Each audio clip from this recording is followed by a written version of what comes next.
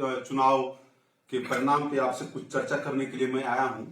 और मेरा आग्रह रहेगा कि आज का जो मेरा विचार है यह एकदम निरपेक्ष, निष्पक्ष और बिना किसी लाग लगाव का रहेगा। तो बिहार की जनता के मन में क्या चीज चल रहा था, उसकी सही पृष्ठभूमि या सही अंतर चेतना क्या थी, इस पे मेरी चर्चा रहेगी। और साथ ही मैं बता दूं कि जो बिहार चुनाव के जो परिणाम आए हैं, वो जो एक गठबंधन था जिसको तथाकथित महागठबंधन कहा गया, और दूसरी तरफ एक एनडीए और यूपीए, इन दोनों धाराओं से ना तो मेरी कोई विचारधारा से सहमति है, ना कोई लगाव है।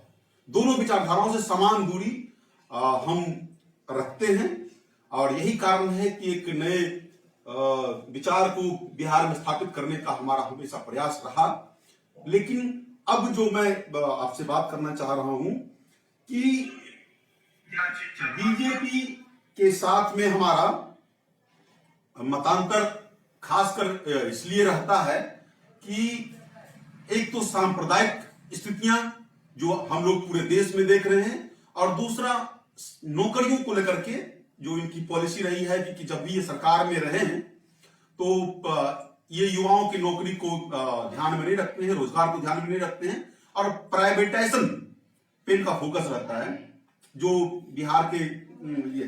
अभी मैं जो आपसे बात करने के लिए जा रहा हूं कि बहुत सारी चीजें आई थी, सारा चीज लगभग को पता है।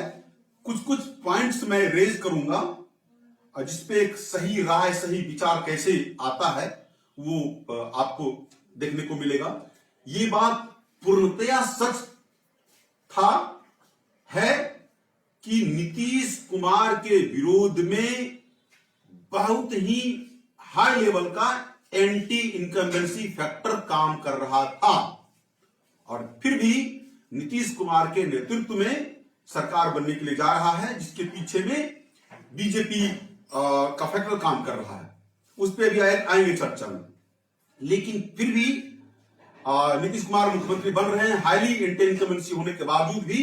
इसका मतलब ये हुआ, जो कि बोला भी जाता था, TINA factor, there is no alternative.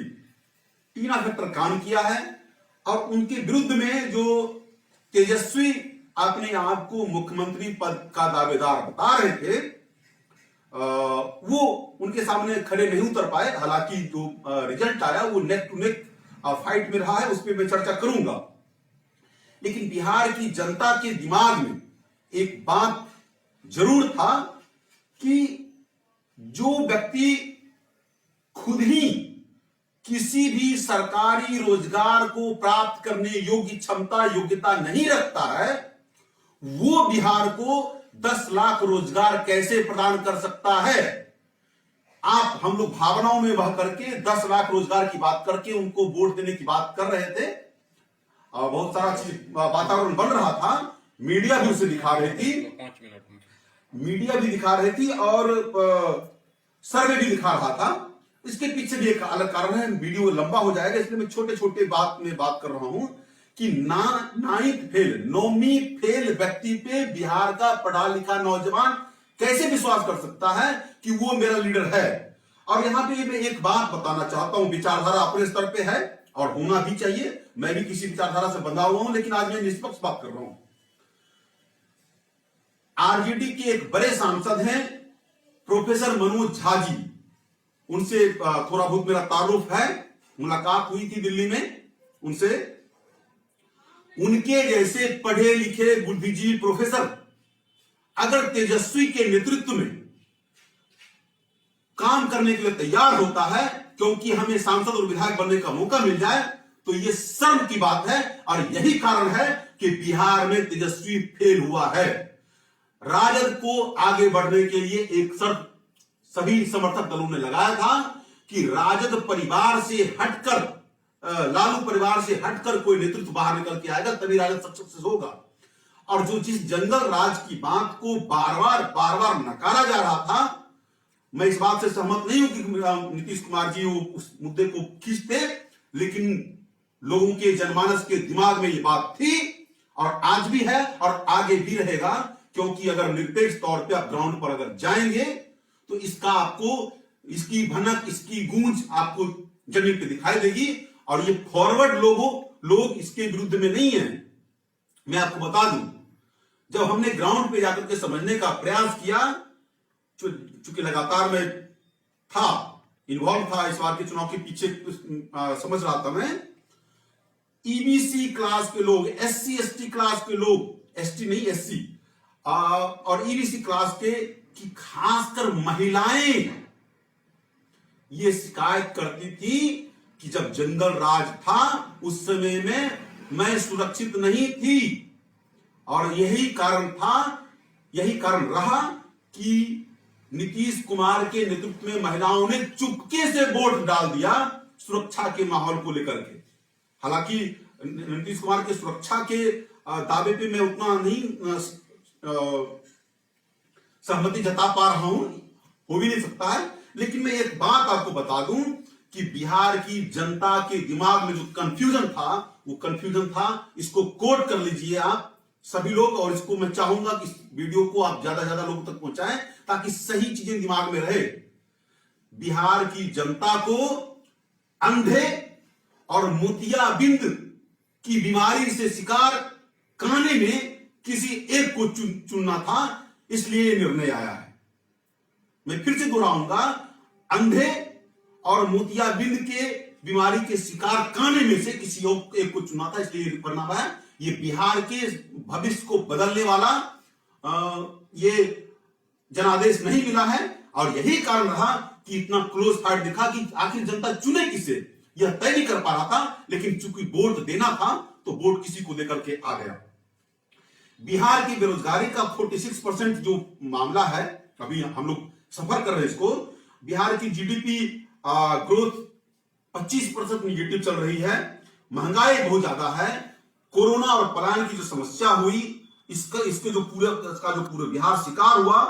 Reverse migration पे एक बात मैं बता दूं कि जो लोग दिल्ली से या दिल्ली के आसपास के क्षेत्रों से, महाराष्ट्र से, उड़ीसा से, बंगलोर से, राजस्थान से जो लोग निकल के आए थे, लौट करके आए थे, वो लोग, उन लोगों के पास में वोटर आईडी कार्ड नहीं था, और वो लोग बिहार में रोजगार नहीं होने के कारण फिर से लौट भी गए, तो उनका गुस्सा थोड़ा कम नीतीश कुमार को झेलना पड़ा। और एक और बात मैं बता दूं कि नीतीश कुमार के अगेंस्ट में जो हाई लेवल पे इंटेल कम्युनिटी था, उसको लोजपा चिराग पासवान ने अपने तरफ शिफ्ट करवाया, बीजेपी के इशारे पे। ये पूरे प्लान था, बीजेपी के इशारे पे लोजपा ने नीतीश कुमार के अगेंस्ट में जो Intel community, highly anti community था, कोरोना और बेरोजगारी और पलायन को लेकर के, उसको अपने तरफ शिफ्ट करवाया, ना कि राजद की तरफ जाने दिया। क्योंकि अगर ये गुस्सा राजद की तरफ चला जाता तो सच में 170-180 का आंकड़ा पूरा कर रहा होता आरजेडी। तो ये फैक्टर ध्यान रखने वाली बात है। मीडिया के लोग ये चीज समझ नहीं पाए, हम लोग जमीन पे समझ पा रहे थे। और मैं आपको बता दूं कि जो रिजल्ट आया है उसमें हम इसमें से कतई इनकार नहीं कर रहे हैं कि ये रिजल्ट 100% सही है। कुछ ना कुछ हेरा फेरी भी हुआ है, जिसकी सूचना मुझे भी है, हेरा फेरी भी हुआ है, लेकिन ये अंतिम चरण में हेरा फेरी हुआ है। जब ये लगा कि अब तेजस्वी सरकार बनाने से बहुत दूर है, कांग्रेस और आरजेडी सरकार बनाने से दूर है, तो कुछ चीजों को बढ़ा लिया जाए अपने पक्ष में। तो कोई बीच में फैक्टर आया था 5 से 8 सीट वाला, उसमें कुछ हेरा फेरी हुआ है। क्योंकि मैं जहां से बात कर रहा हूं, बेगूसराय विधानसभा से, बेगूसराय विधानसभा में बीजेपी चौथे नंबर पे थी, और जो बीजेपी के उम्मीदवार थे बिहार के टॉप कैपिटलिस्ट में एक है टॉप कैपिटलिस्ट में, और उनके दबाव में उनको परिणाम उनके पक्ष में देना पड़ा, क्योंकि उनके पास बहुत ज्यादा पैसा है, और इसके कारण से वो हारा हुआ सीट बीजेपी जीती है। ये बात पूर्णतः सच है। और ईवीएम पे मैं भी कोई सवाल खड़ा नहीं करूंगा, ना उसके पक्ष में ना विपक्ष में कुछ बात नहीं बोलूंगा, लेकिन वोट में हेरा फेरी हुआ है, ये बात सच है। और ये कैसे हुआ है? प्रशासनिक अधिकारियों के माध्यम से या पैसा बंटवारा करके। वो पैसा, शराब, दारू जो नीतीश कुमार बोलते हैं कि शराब दारू नहीं मिलता है, धड़ल्ले से बिहार और बेगूसराय और सब जगहों पे धड़ल्ले से चुनाव में दारू का, शराब का खुला खेल हुआ है, पैसे खुलेआम बटे हैं। जिस व्यक्ति के पास में जितना ज्यादा पैसा था उसने उतने अच्छे तरीके से बांटा है। इसको हम लोग बहुत अच्छे से देख रहे थे। ये स्वाभाविक तौर पे हमारे पास में उतना अभी मैकेनिज्म नहीं था जिससे उसको कैप्चर किया जा सके या उसको एक मुकाम तक पहुंचाया जा सके। तो जो 10 लाख रोजगार देने की बात आ रही थी, ये तो बिहार के वर्तमान परिस्थितियों में सही नहीं था, सही वादा नहीं था। हाँ, कहने के लिए तो कोई बोल सकता है, क्योंकि जब तक इंडस्ट्रियलाइजेशन नहीं आएगा, जब तक सिस्टम को रिसफल नहीं किया जाएगा, और ये राजद से संभव नहीं है, ये राजद से संभव नहीं है और कांग्रेस से भी संभव नहीं है। एक नई सोच, नई पृष्ठभूमि में आपको आना पड़ेगा। एक जो बात आ रहा था भ्रष्टाचार, भ्रष्टाचार दोनों पक्षों में बराबर है। या राजद जदयू पे आरोप लगा करके बच नहीं सकती है और जदयू राजद को जंगल राज बोल के बच नहीं सकती है। भ्रष्टाचार का मामला दोनों तरफ था, है, और जब तक ये दोनों में से नहीं हटेंगे बिहार का भविष्य सुधरने वाला नहीं है। जो एमवाई की बात हो रही थी कि मुस्लिम और यादव, महिला एंड यूथ, मजदूर और यूथ, ये 3 फैक्टर एमवाई का है, ये तीनों बिखर गया। केवल एमवाई जो पीछे वाला रहा, जिसके कारण से एमवाई को फायदा मिला है, राजद को, वो बना हुआ रहा। और यही कारण है कि एमवाई फैक्टर पे फोकस होने के कारण तेजस्वी और यूपीए को अन्य लोग अलग तरीके से रिएक्ट कर रहे थे। उनके सभाओं में भीड़ लग रही थी। भीड़ लगने का कारण उसको वोट में टर्न आउट करना नहीं होता है, क्योंकि कुछ लोग, बिहार की स्थिति आप देख ही रहे हैं कि कुछ लोग हेलीकॉप्टर देखने के लिए आते हैं, कुछ लोग अपना हुड़दंग मचाने के लिए आते हैं, बस सेल्फी खिंचाने के लिए। हम लोग भी ग्राउंड पे जाते हैं तो बहुत सारी चीजों को देखने के लिए मिलता है, वो सब सारा चीजें। तो कोरोना जो आया उसका निगेटिविटी जो होना चाहिए था वो कंसोलिडेट नहीं हो पाया। और एक और बात बताता हूं कि जो नौकरी की बात थी, ये तेजस्वी की बुद्धिमत्ता या तेजस्वी और आरजेडी और कांग्रेस की बुद्धिमत्ता का परिणाम नहीं है। ये जो बोल रहे थे मीडिया के साथी लोग कि तेजस्वी ने बहुत बड़ा मुद्दा उठाया, ये किया वो किया, फर्जी बातें हैं। ये जनता का मुद्दा था। इस जनता के मुद्दे को तेजस्वी ने एक अलग दिशा दिया, क्योंकि बहुत पहले से जनता रोजगार के मुद्दे पे बात कर रही थी। ये इसलिए मुद्दा बना और इस बात की खुशी है, इस बात को आप हमको एप्रिशिएट करेंगे और सबको एप्रिशिएट करना चाहिए कि बिहार में राजनीतिक मुद्दा नौकरी और आधारभूत सुविधाएं बनी है, ये प्रशंसा के योग्य है। भारी बेरोजगारी भी है, औद्योगिक विकल्प नहीं है, बिहार में सत्ता विरोधी लहर था। सब कुछ होने के बावजूद में भी एक बात आपको मैं बता देना चाहता हूं इसको कि तेजस्वी यादव दूसरे चरण में बात करते करते यह बोल गए कि जब लालू जी की सरकार होती थी तो फॉरवर्ड के सीने पे चढ़ के हम रहते थे। ये बैकफायर कर गया।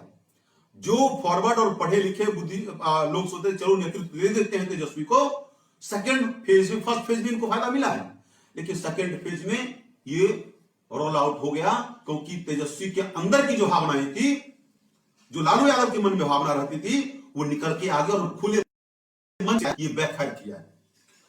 एलजीपी की मैं बात कर रहा था, चिराग पासवान की बात करता। चिराग पासवान को मैंने कहा है कि वो सेफ्टी वाल्व का काम किया है नीतीश कुमार और बीजेपी के लिए।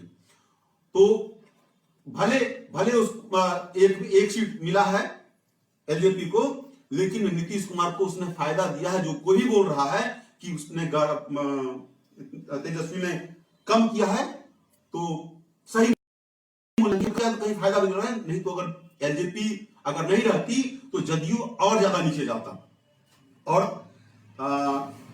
कुछ बातें छूट रही हैं कि भाई बीजेपी को समर्थन क्यों मिल रहा है मोदी जी के इस पे विचार पे, क्योंकि रोजगार नहीं मिल रहा है। जो हमने कहा कि जीडीपी 25% निगेटिव चल रहा है, बेरोजगारी 46% पे चल रहा है, महंगाई बहुत ज्यादा है, कोरोना की असफलता है।